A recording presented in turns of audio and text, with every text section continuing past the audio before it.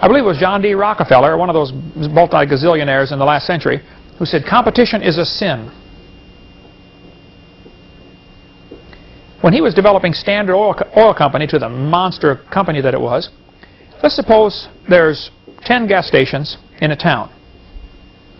Rockefeller would buy 6 of them, 7 of them. And back then, let's say gas is going for 20 cents a gallon.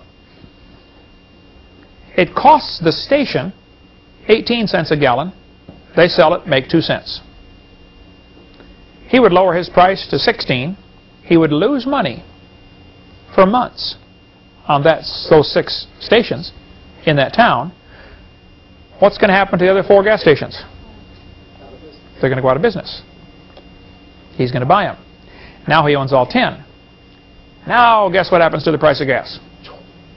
22 cents a gallon. We got to make up for what we lost, you know. That's exactly what happened all over.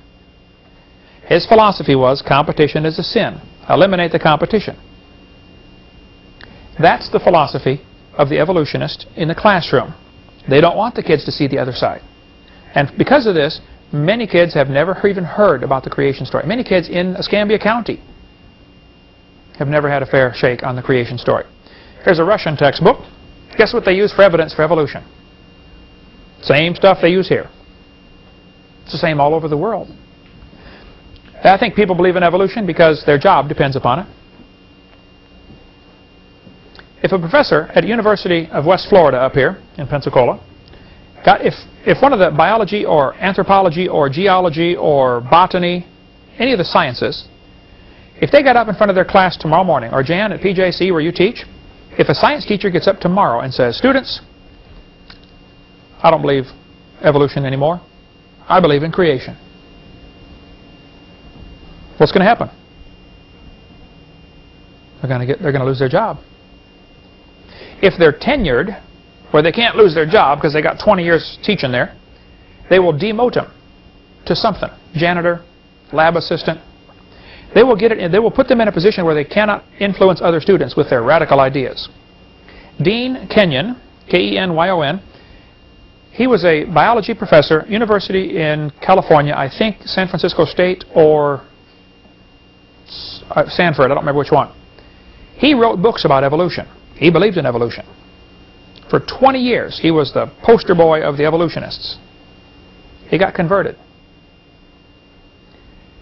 Then he wrote a book, which we sell in our library, called Of Pandas and People. Great supplemental biology book. He never mentions God. He just says, look how well designed this is. Somebody must have designed this, you know. There must be intelligence behind this. When he talks about the bones in the wrist or any part of the biology. They actually fired him because he became a creationist. There was a lawsuit over it. He got his job back. They put him in as a lab assistant. Usually college juniors and seniors do that, you know. Clean up the test tubes, please. They tried everything to keep that guy, get him out of there. If he had not been tenured with 20 years, tenured, they can't fire him, he'd have been out the door. Some people honestly like this theory because they hope there's no God. Evolution is the only way to explain why are we here without bringing God into the equation. I mean, how did we get here? The 4 great questions of life. Who are we? Why are we here? Where are we going when we die? Those questions can only be answered with either somebody made us or we made ourselves. And a lot of people really like evolution because it removes God from the equation and they get to be God. Some people believe in evolution because they have social, political reasons. Evolution is the foundation for communism, socialism, Marxism, Nazism. We'll get into all that in a couple of weeks. Some simply have too much pride to admit they're wrong. I do debates with professors. I'll point out clearly, look, you're wrong right here. The audience will agree, yep, you're wrong. He goes on to a new topic. They never admit, okay, I'm wrong. I've never had an opponent in a debate do that. I spent all day today editing the Pigliucci debate number 12 that we're offering now.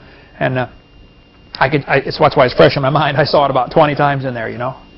You're wrong. He would never say, yeah, you're right, I'm wrong.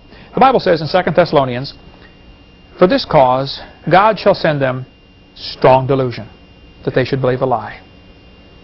If anybody believes we came from a rock, first place, that's a lie. And you have to be deluded to believe that.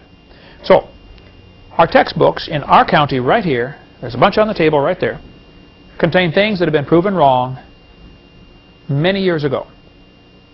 What should we do about it? What are the practical steps?